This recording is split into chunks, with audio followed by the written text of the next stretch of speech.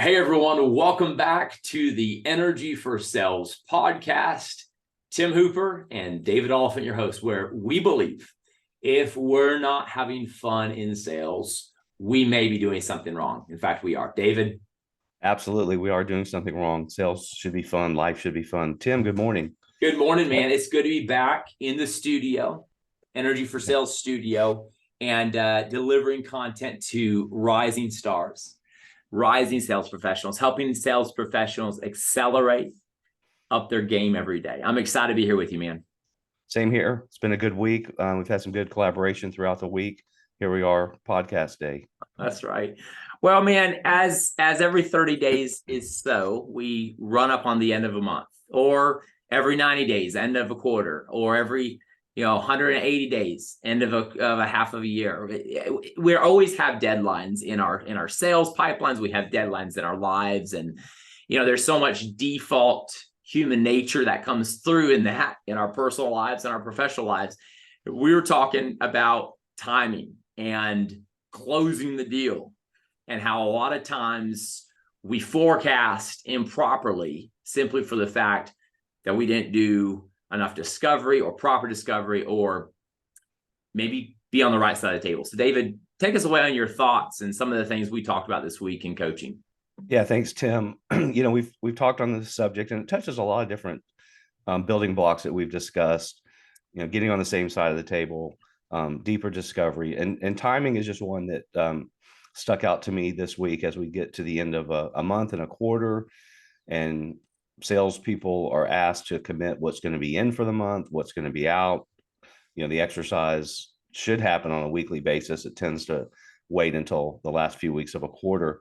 And, I was just sitting back, Tim, and thinking over the history, it just seems at times that the timing of something closing, of it logically closing, when it's committed to close, should not be a crystal ball exercise. You shouldn't be standing there over your crystal ball. Okay, when's the timing of this to close? And I don't, I'm making fun of it, but it really is driven by your depth of discovery and when is the logical time for funding, for approval that your future client gives you. It's not in your mind. Yeah, I think it's going to close, June 20th, or I think it's going to close on the 30th.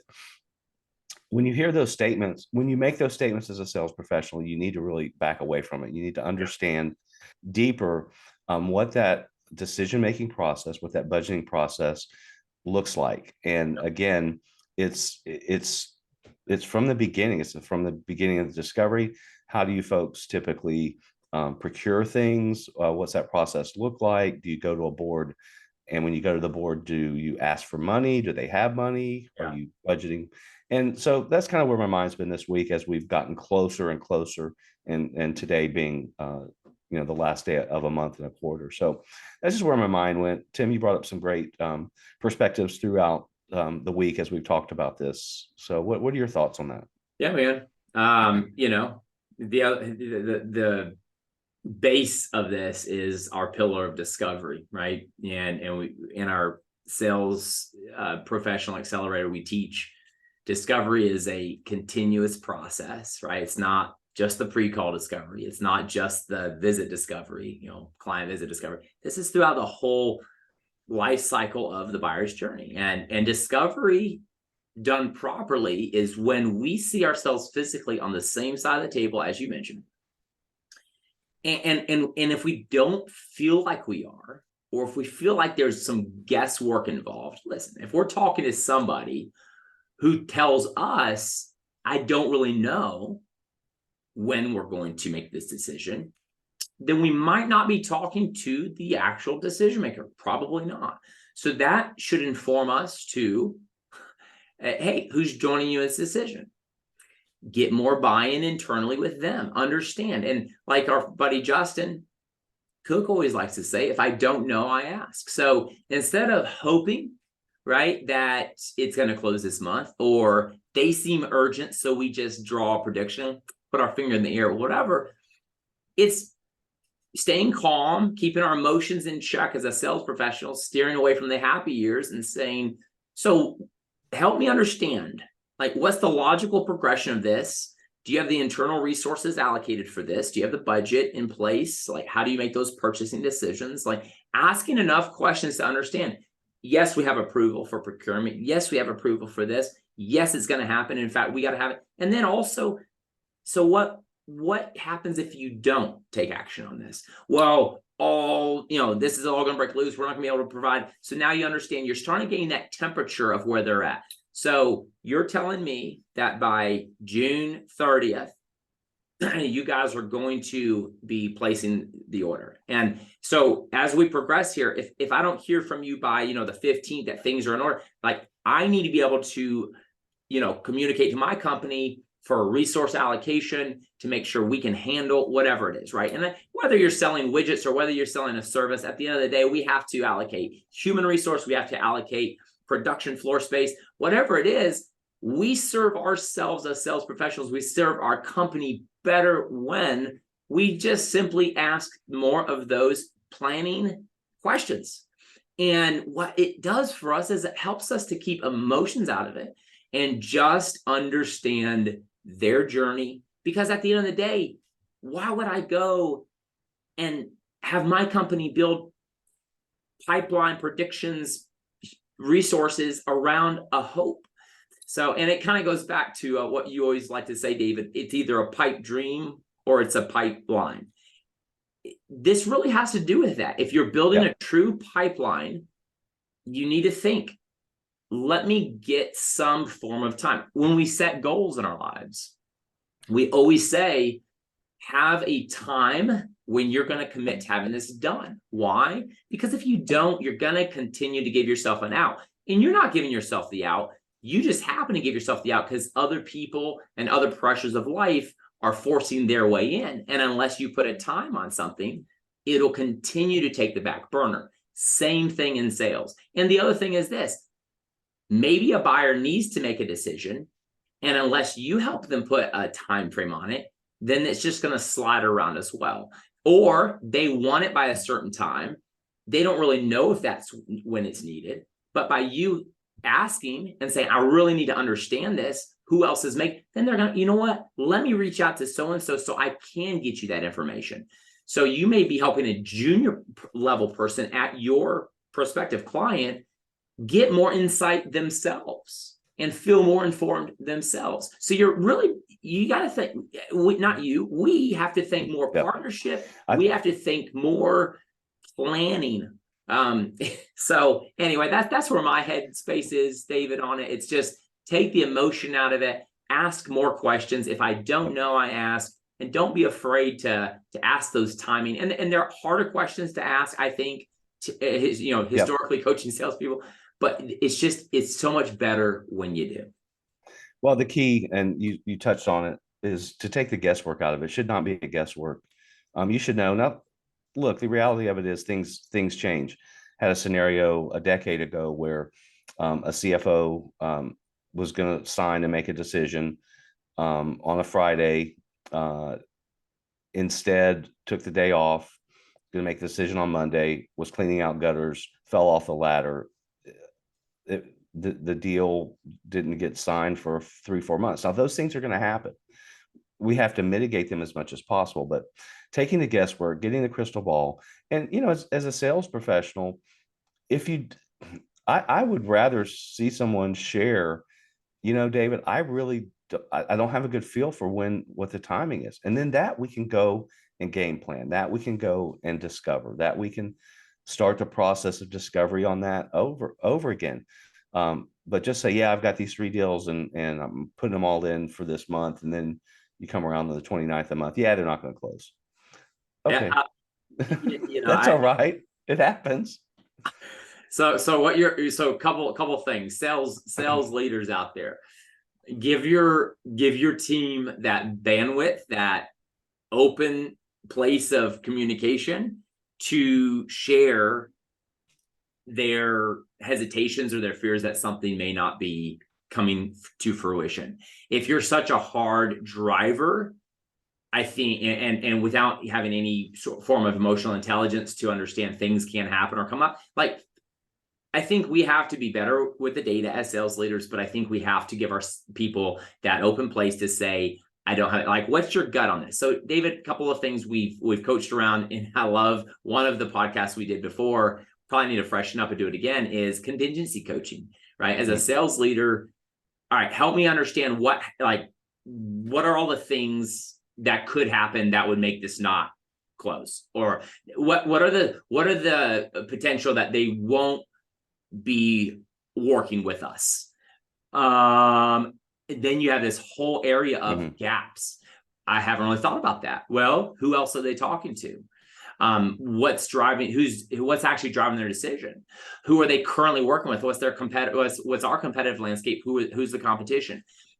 Those sorts of things. I think contingency coaching could also help to inform us, or show us the gaps, or where we may have had happy years. Yeah, happy years is a whole other podcast, I believe. Yeah. Because that's that can very well be an impediment to stopping your discovery. I mean, I've said, oh yeah, they want a quote, they're going to the board. Yeah. You know, they were about to take my competitor to the board, and now they're going to take me. Yeah, so that's a whole other one. Sure. But yeah, the timing, again, you know, we've talked before, and we know that closing is a logical progression of all the things gone right up to that point. You know, but here we are on the 30th of the month, and we'll see. The one thing, and this is a message to both sales leaders and salespeople, especially if you don't know the internal timing of when that decision, don't press hard. You're going to need this opportunity, this client, to close on the 2nd or 3rd or 4th of the next month, or the 15th, whenever is the proper timing for them. Yeah. So definitely don't bruise the relationship by pressing hard.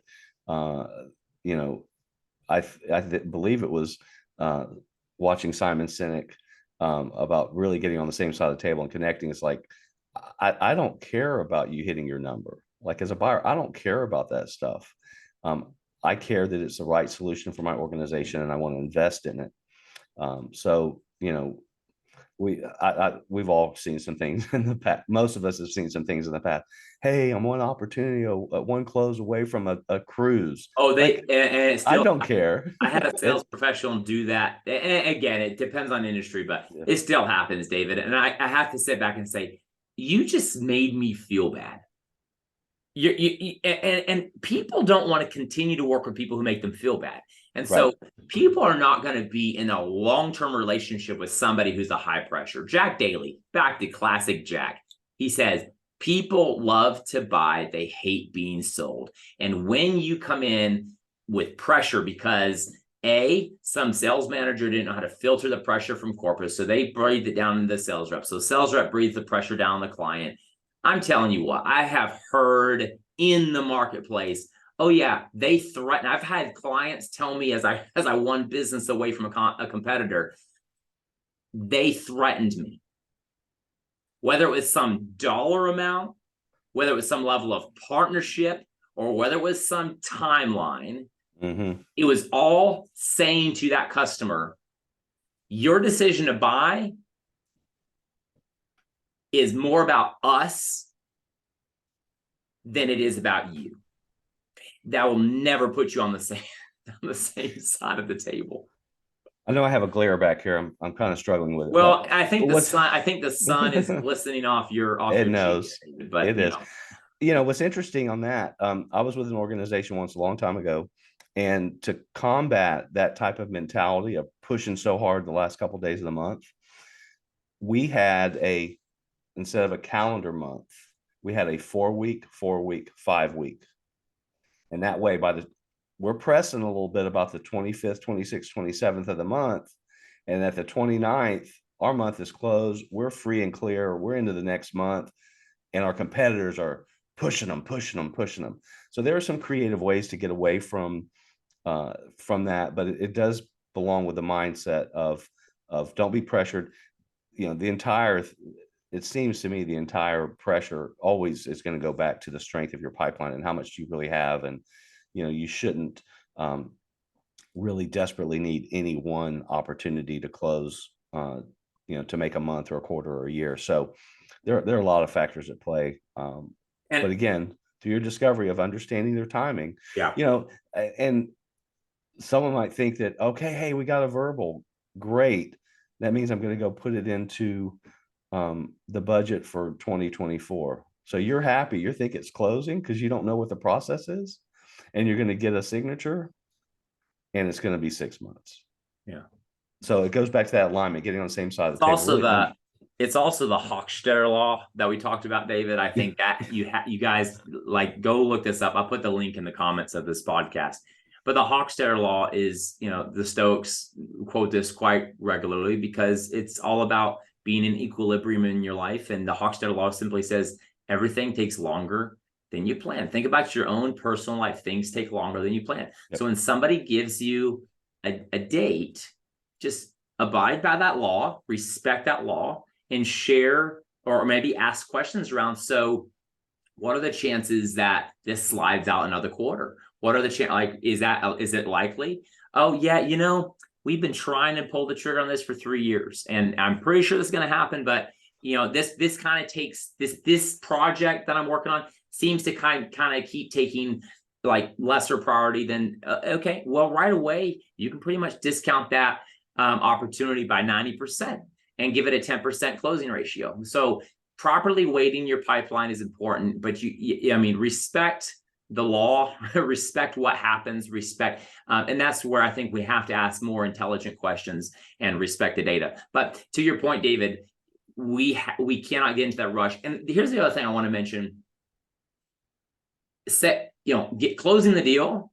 We can do everything right in sales, get on the same side of the table, not have a high pressure game, more of a relationship, sell, and do everything right there. And then internally, we can have that same sense of, poor project planning, where now we're down to the last minute. We're trying to run the equipment off and we forgot to ask for those trial parts, or we now have people ready to start an onboarding process, but we forgot to ask these IT questions and the integration questions. So there's so many components throughout that. I think as an organization, and this speaks more to a CEO or leader, we have to really think about our entire process, and are we really getting ahead and doing proper discovery in all departments? And then all the way down to billing. People leave suppliers for poor billing practices.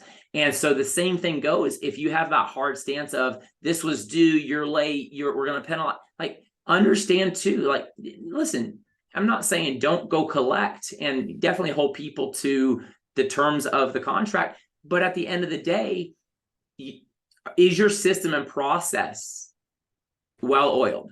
Are you getting ahead of that? Are you touching with friendly reminders prior, or is it that end of the month?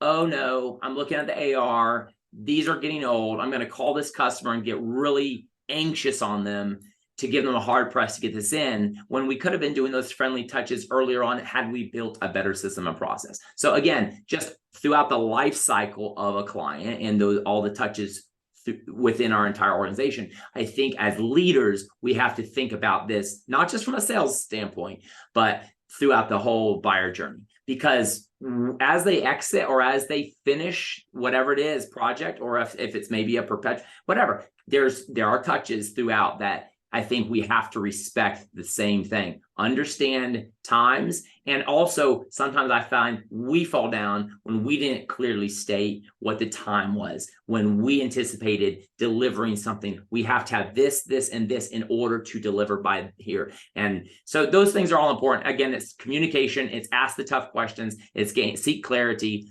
But in sales, data over drama, ask, know your time, contingency coach around if not now when, and what are the likelihoods of this not closing. Don't get happy years. David, what would you say to wrap this one up or summarize? I just think, again, understanding the timing is not salesperson driven. It's a byproduct of being on that same side of the table and really understanding how an organization procures and invests in a solution. And if you aren't sure of when something should naturally close, share that with your team and your leader, and work through that. Put them in a better spot so that when they are projecting upstream to their leader and up to the organization that it's, that it's proper timing. Yep. So that was it. Just, it's been top of mind this week. I've seen it over the last couple of weeks, and I've seen it over the last couple of decades. It's not a crystal ball. When do you Right. think it's going to close, Tim? Well, I think it's going to be today. Right. Okay. Well, what they went? Well, yeah, they're going to the board today. It's like, okay, yeah. I love it, I don't think man. it's gonna happen. I don't think. Next time I don't know, I'm gonna say, well, what did somebody fall off a ladder? No, I'm Yeah. kidding. But at the end of the day, that's more the rarity. We shouldn't have rarities in our pipeline. We should have prediction and some proper prediction. I will say one thing in closing. There will be plenty of sales. If you're listening and you've thought, well, I'm in a situation here where they don't have to buy from me. They have other suppliers currently. I'm trying to sell in, show the difference, show our value, show how we could be better. But they don't have to buy from me. How do I get them? I think the more relationship equity you have, the more creative you can get with, because as you know, David, there will be where sales really shines is when we can persuade somebody to make the choice for us. So with that in mind, I'd be careful with the persuade. Well, I think think about it this way. Think about it this way. All right, let me give an example, because I think that there are plenty of service level organizations that your product at the end of the day isn't differentiated a ton more than the other guy. However, you have value you can bring more than the other guy. They've not experienced your value yet. I think to get them to commit to timing can be difficult when they don't have to buy. They're already happy and buying somewhere else. So I think convincing or persuading them to take a shot with you. Let me give you an example. My clothier, Nicole. I don't have to buy my next sports coat. I have two I like. One did just get a hole in the arm, in the elbow. And I've threadbare worn it. It's my favorite sports coat. I'm heartbroken. I'm gonna like lay this thing to rest. No, actually, I'm gonna get nice patches on it, make it like a evening coat. But anyway, long story short, I don't have to take action on this next sports coat. However, I got size for it. I picked the fabric out, and I'm like, do I need to make that decision? Well, this is how cool Nicole is. She asked me kind of, hey, so tell me, like, what are some of the speaking engagements you have coming up? Her text to me, and this was not at the end of the month, it was like a week before, but I could kind of sense the end of the month was coming up. But kudos to Nicole. She's not a high pressure salesperson. But she said, hey, I think it'd be really cool. And this is her text to me. I think it'd be really cool to get you in this new sports coat prior to your big speaking engagement in the fall. X, Y, Z. Like I had told her, I'm going to be like, that's my next big one. You know what? I sat back and I thought, I mean, she put the emotional, like I would feel really good walking on stage with my new sports coat. So she got creative in getting to a yes with me when I didn't have to buy. So that was more of a want, not necessarily need. David, we talk about that a whole nother, but understand. So if you're a sales professional listening and it's not a need, it's more of a want, or you're an option that if they try, they'll love you, but you got to get them to try you. Use some creativity. Again, she got on the same side of the table with me with that, because she took on my thoughts and feelings with. Well, because she did deeper discovery. So if you're sitting here again listening to this podcast thinking, well, my client base never really has a clear timeline because I'm one of many. Think about, okay, how you have to differentiate yourself, but you really have to get to know them better and their pains and problems. And she took it to a creative level to say, how cool would it feel to walk out on stage in October with this new sports coat? And that was a long wrap up. It was a long wrap, but David, that's what we do. Yes. So, get creative. Don't make it about you. It's all about them, and get on the same side of the table with them. And you will succeed. You'll see more success in your sales. Less wishing and more less crystal ball data. So, David, good stuff. Good discussion this week. Check out the link below, guys, to the Hochstetter Law, and then also get registered for our sales summit this fall. And we look forward to seeing you on the next podcast.